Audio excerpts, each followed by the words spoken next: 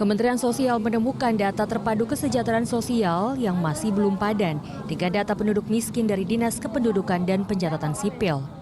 Data warga kategori miskin tersebut dinilai belum mencakup seluruh warga kategori miskin dan rentan miskin yang seharusnya masuk dalam database Kemensos. Sementara itu banyak juga ditemukan warga tak memiliki nomor induk kependudukan atau NIK di pedalaman. Kemensos mengaku sebelumnya telah menidurkan sebanyak 52,5 juta data dalam DTKS. Data yang dihapus tersebut merupakan data ganda, data penerima tidak memiliki NIK, serta data warga pindah domisili. Total orang yang sudah terdata dalam DTKS setelah perbaikan sebanyak lebih dari 139 juta jiwa per laporan 30 Juni. Pemutahiran data tersebut disebut berpotensi menyelamatkan 126 triliun rupiah uang negara. Namun masalah kembali muncul ketika jumlah penerima bantuan iuran atau PBI, Jaminan Kesehatan Nasional, tidak terdata dalam DTKS. Padahal DTKS merupakan acuan utama dalam pemberian beragam macam bansos pemerintah.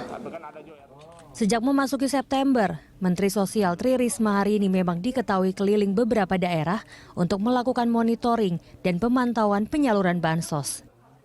Pada beberapa waktu yang lalu Risma terlihat emosi dikarenakan mengetahui banyak bansos tak tersalurkan hingga rekening penerima yang terblokir.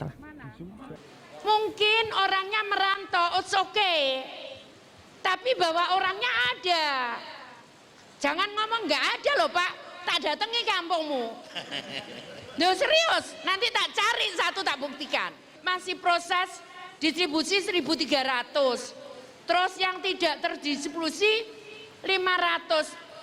Aku ngomong hari ini, kalau Bapak ngomong bisa, kemarin mestinya sebelum aku datang diselesaikan. Tapi kenapa nggak diselesaikan? Marah aku jadinya Pak, aku sudah usaha nggak marah, Bapak bikin marah.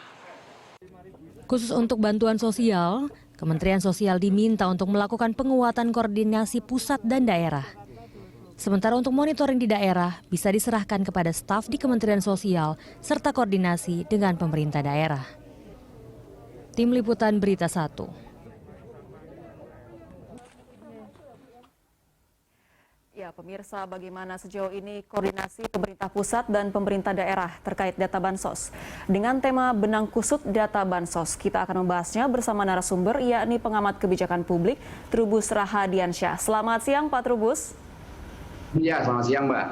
Terima kasih sudah bergabung bersama kami, Pak Trubus. Seperti yang kita lihat di paket pengantar tadi, masalah kekacauan data bansos di Indonesia ini sepertinya belum pernah selesai begitu. Dari tahun ke tahun ada saja masalahnya. Nah, ini bagaimana tanggapan Anda terhadap data daerah bansos yang kacau? Iya, menurut saya data itu karena tidak sesuai dengan realitas di lapangan gitu. Itu masalah utama. Karena apa? Karena kenyataan di lapangan misalnya banyak masyarakat yang harusnya menerima tetapi tidak terdata. Dan data selama ini pemerintah pusat hanya mempercayakan pada daerah sesuai dengan Undang-Undang Fakir Miskin, itu kemudian menjadi tanggung jawab daerah untuk melakukan verifikasi ataupun pengumpulan data. Sementara di daerah itu ada keterbatasan dalam hal mendata orang-orang yang memang seharusnya menerima. Satu, yang kedua, untuk daerah-daerah yang kategori SLAM itu harusnya kan semuanya didata semua, artinya dia menerima gitu, daerah yang kategori kumuh. Kemudian untuk daerah yang enclave atau kantong-kantong kemiskinan itu juga harusnya menerima semua, Mbak. Itu tapi pada kenyataannya itu banyak yang tidak terdata. Yang ketiganya memang ada masalah terkait dengan DTKS ini kan bersumber pada NIK gitu kan. Jadi ketika daerah atau satu daerah atau warga yang tidak punya NIK itu banyak, nah itu banyak otomatis tidak masuk di situ karena dia tidak ada NIK-nya gitu. Terutama untuk masyarakat atau komunitas-komunitas yang masih tinggal di pedalaman atau daerah-daerah pinggiran gitu. Nah ini juga menjadi tugas berat. Yang keempatnya menurut saya ada persoalan ketika DTKS dipakai, tetapi untuk PBI jaminan kesehatan itu tidak masuk juga gitu. Jadi ini menjadi masalah, harusnya kita menggunakan data itu data tunggal gitu, Mbak. Satu data yang bersumber dari NIK itu, sehingga NIK ini bisa dipakai untuk keseluruhan. Dan kemudian untuk mereka yang belum punya NIK, ini tugas pemerintah dalam ini Kemendagri melalui Dukcapil untuk melakukan pendataan ya bagi warga masyarakat kita yang belum punya NIK, sehingga semuanya bisa tercover semua, Mbak. Baik. Artinya ini memang ada kesalahan di daerah itu sendiri ya Pak, karena tidak bisa melakukan pendataan secara menyeluruh. Nah, tadi Anda sempat menyebutkan ada keterbatasan. Keterbatasan seperti apa yang dihadapi di daerah dan apakah ini memang seharusnya menjadi tugas dari pemerintah pusat untuk memfasilitasi kecukupan sarana untuk melakukan pendataan tersebut? Iya, keterbatasan ya terutama dari sisi SDM, memang SDM untuk menjangkau di daerah yang karena daerah itu ada yang secara geografis memang sulit, Mbak. Jadi memang sulit terjangkau. Nah, inilah kemudian daerah seringkali dihadapkan oleh infrastruktur yang minim untuk sampai ke daerah-daerah yang kategori ya mungkin itu daerah perbatasan atau daerah yang secara geografis memang sulit untuk dijangkau gitu persoalannya. Kemudian yang kedua memang persoalannya daerah itu dihadapkan juga oleh ini Mbak sangat tergantung kepada politikal kepala daerah gitu Mbak. Jadi ada daerah yang political will-nya itu memang bagus, kepala daerahnya itu sangat perhatian, sangat konsen, sehingga terkait data ini selalu diupdate gitu, selalu diperbarui. Tetapi persoalannya banyak kepala daerah yang kadang-kadang kurang care gitu loh Mbak. Apalagi dalam posisi pandemi Covid ini kan ada kepala daerah yang kategori sense of krisisnya bagus, ada yang tidak gitu. Nah itu yang menyebabkan kemudian ada masyarakat kita yang seharusnya menerima akhirnya nggak didata gitu. Kenapa tidak didata? Karena yang bersangkutan pada awalnya dulu dianggap sebagai penerima masih mampu, sudah mampu karena bekerja gitu loh Mbak. Karena bekerja mampu sehingga tidak didata. Nah tetapi karena di PHK terdampak COVID kan harusnya jadi penerima. Nah ini yang menurut saya data itu sifatnya dinamis. Nah tugas berat dari daerah untuk melakukan itu. Yang selanjutnya menurut saya daerah harus merekrut ini Mbak, relawan-relawan. Jadi melakukan rekrutmen relawan kepada termasuk kepada tokoh-tokoh masyarakat, kepada tokoh agama maupun tokoh budaya untuk terlibat semuanya. Dalam bahasa kebijakan publiknya harus melakukan ini Mbak, kolaborasi pentahelix namanya itu. Jadi kolaborasi pentahelix itu adalah melakukan kerjasama, koordinasi dengan entah itu civil society ya, tokoh masyarakat, termasuk dengan LSM, termasuk perguruan tinggi.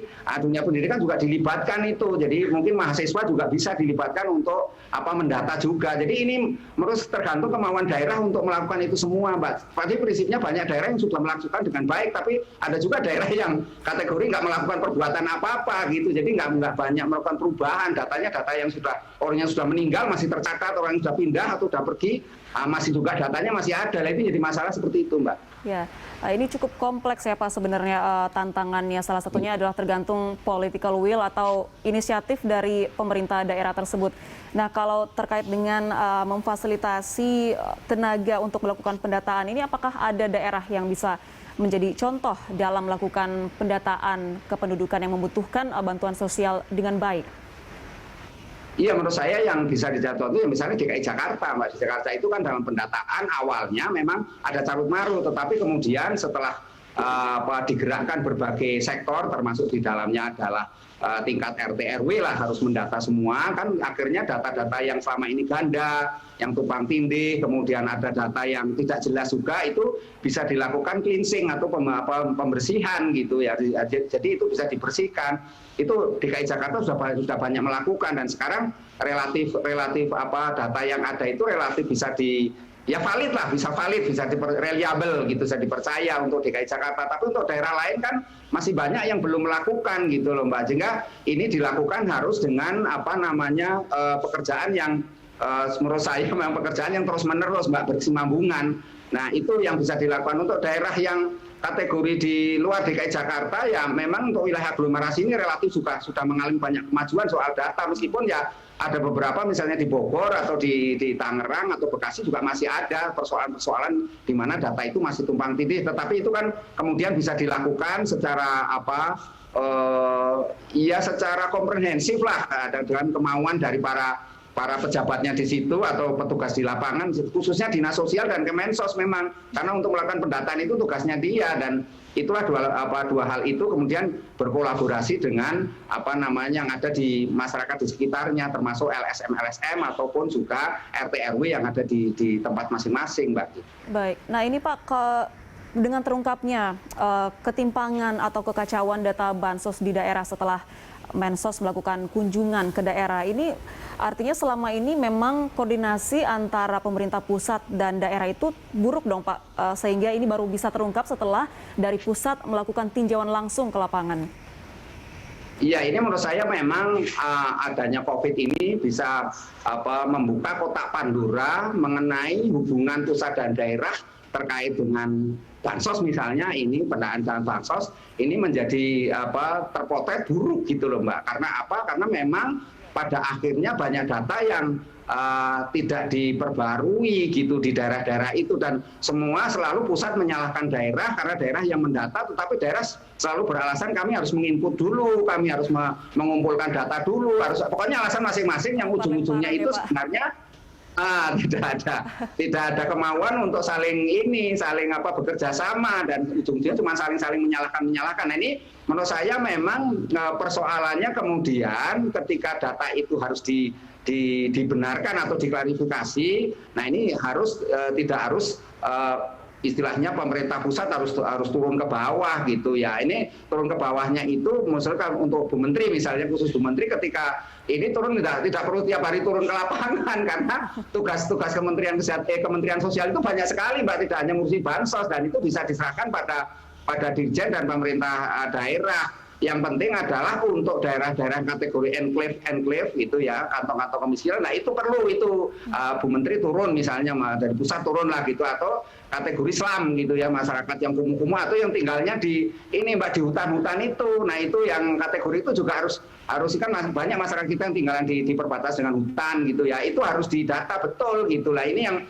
menurut saya berkoordinasi dengan daerah, dinas sosial di daerah, dan sekaligus dengan kepala daerah. Karena persoalannya kemudian kalau semuanya pemerintah pusat harus turun semua, sementara daerah tetap aja pasif, ini tidak ada sikap proaktif dalam hal pendataan, tetap aja masalahnya akan begitu-begitu terus Mbak, akan berubah juga, karena yang punya kewenangan untuk mendata di daerah itu ya kepala daerah masing-masing yang punya kewenangan, karena yang tahu mana masyarakatnya, mana kategori warganya ya daerah itu gitu loh. Betul. Baik Pak Trubus, kita masih akan lanjutkan dialog kita.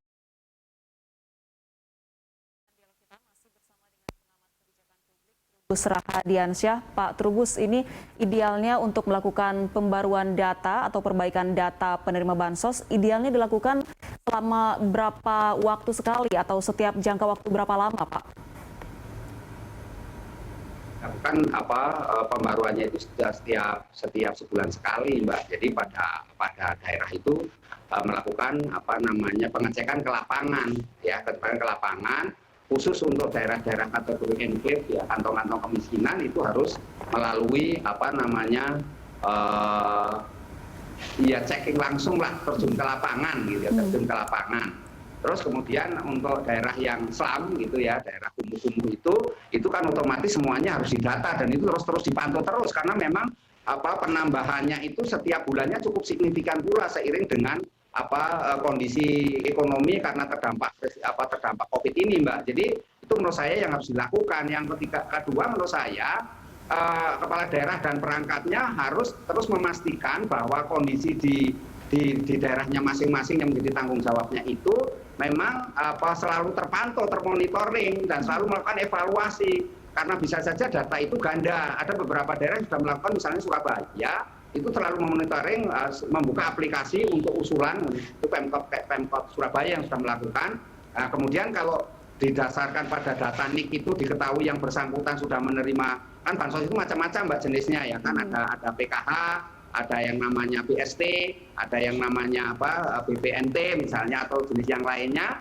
Nah itu karena sebenarnya sangat banyak. Nah itu otomatis diketahui Mbak yang bersangkutan ini ganda di mana. Nah otomatis bisa ditolak, artinya bisa diproses untuk tidak dilakukan tindakan lebih lanjut gitu. Jadi itu yang kedua. Yang ketiga memang perangkat daerah dan ini dan aparaturnya menurut saya memang harus dalam hal ini memang harus mampu menggerakkan RT RW ya, RT RW maupun tokoh-tokoh masyarakat, termasuk juga tokoh-tokoh agama, dan sekaligus juga civil society, LSM ataupun dunia pendidikan tinggi juga, untuk melakukan sinkronisasi data atau pemutahiran data gitu Mbak. Jadi padanan data lah gitu ya, supaya datanya itu sama gitu. Karena kalau tidak ini akan terus berulang-ulang seperti ini terus, karena masalah data ini kan menjadi rumit. Kemudian pada tingkat selanjutnya adalah masalah penyaluran dari bansos itu sendiri gitu loh Mbak. Jadi kalau data ini tidak diselesaikan secara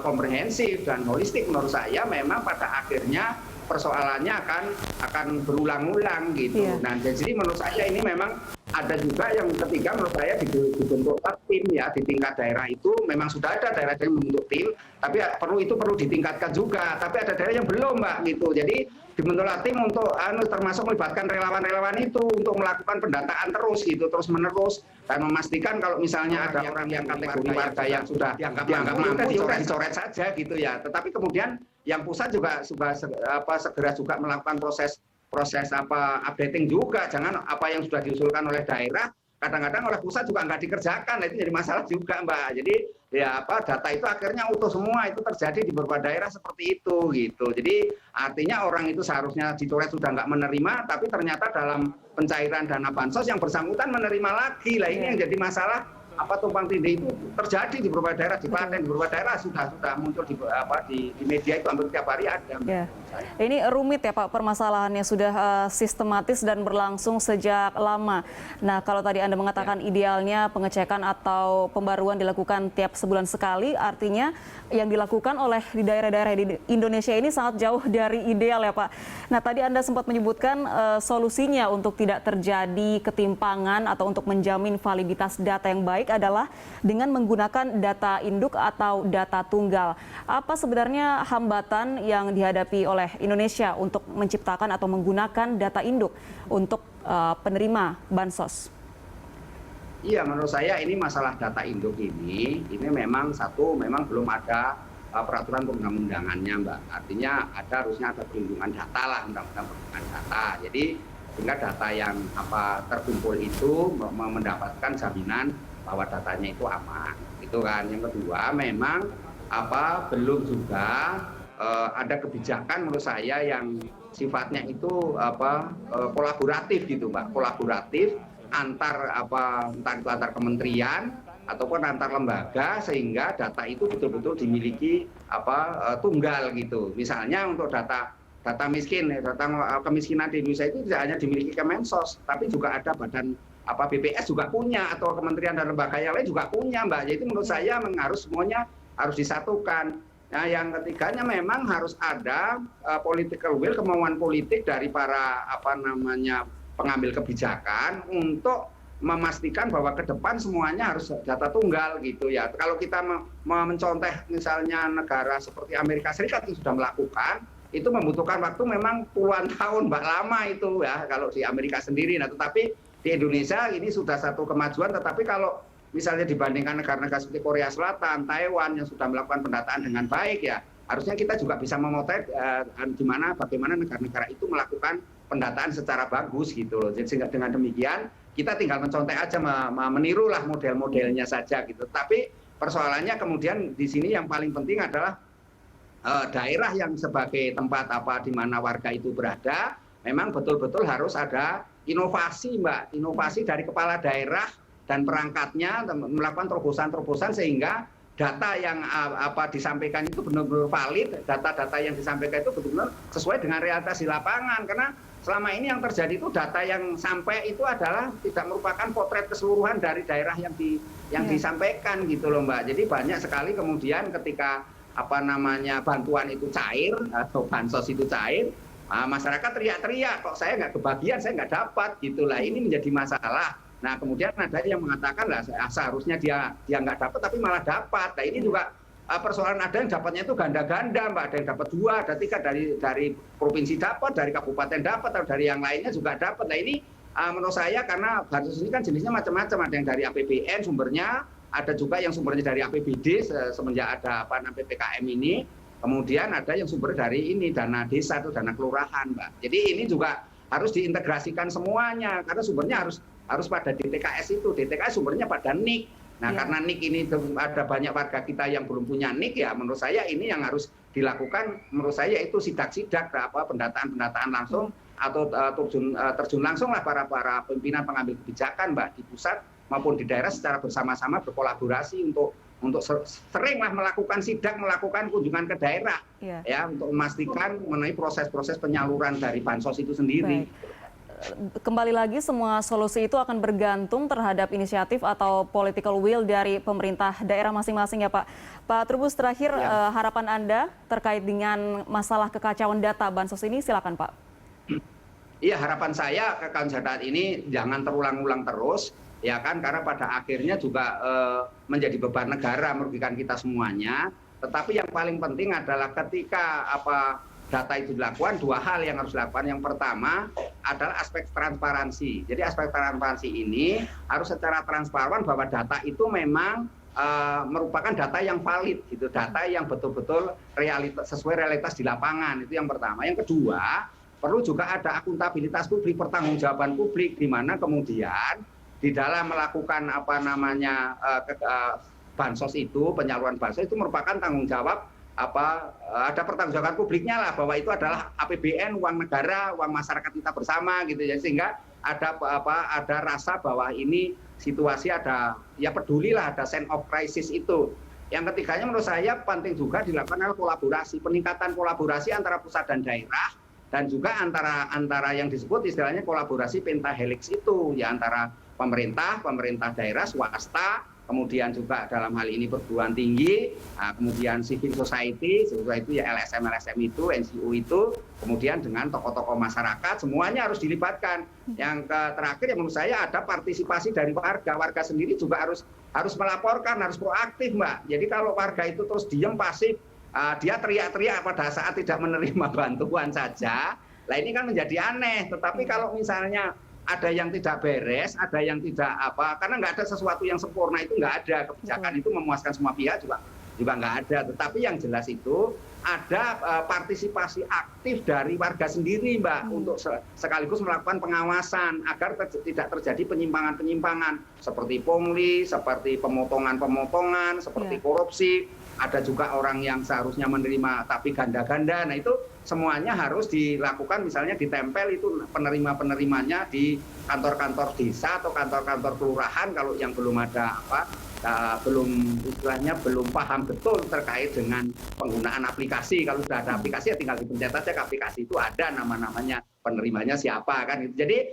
memang ini harus kerja keras dari semua pihak Mbak, agar kebijakan publik terkait dengan bansos ini tidak semakin hari semakin kacau carut marut terus, dan berganti menteri, berganti kebijakan yang diupayakan oleh Bu Menteri ini sudah cukup baik ya, dalam arti berusaha dengan segala cara. Nah, terbaru juga melakukan juga yang penting adalah mengenai kerjasama dengan pihak lain Mbak, misalnya kayak fintech dengan OJK itu juga dilakukan agar semuanya nanti penyalurannya itu tambah efektif. Yang terkait juga yang penting juga menurut saya adalah ini Mbak, bank-bank himbara yang menyalurkan ini juga betul-betul harus kerja keras, jangan dia pasif gitu loh Mbak. Kadang-kadang datangnya sudah terlambat, itu uangnya nanti jadi hangus karena itu kan sudah tercatat. Yang lainnya yang penting juga untuk PT Pos ini yang melalui yang BST ini juga jangan sampai terlambat juga Mbak. Jadi sudah sampai tapi sudah terlambat, kadang-kadang sampainya juga namanya nggak sesuai dengan ininya, itu banyak sekali terjadi Mbak, namanya nggak cocok dengan alamatnya ya, karena namanya PT Pos. Dan kemudian jangan sampai yang penting juga seperti pernah terjadi di Bandung itu terjadi kerumunan pada saat pembagian itu Mbak. Betul. Karena bisa saja masyarakat kemudian berbondong-bondong ke tempat di mana PT Pos ataupun petugas yang di lapangan itu membagikan bansos itu secara langsung Mbak. Ini juga menjadi masalah di kemudian hari, jangan sampai terjadi gitu. Menurut saya itu Mbak. Kita harapkan kolaborasi pemerintah pusat dan juga daerah dengan instansi yang berkaitan dengan pendataan ini akan semakin baik ke depannya, dan juga akan lebih bagus lagi kalau masyarakat juga ikut proaktif ya Pak untuk mengawasi pembagian ataupun pendataan bansos ini. Terima kasih banyak Pak Trubus sudah berbagi informasi bersama kami. Sehat selalu Pak.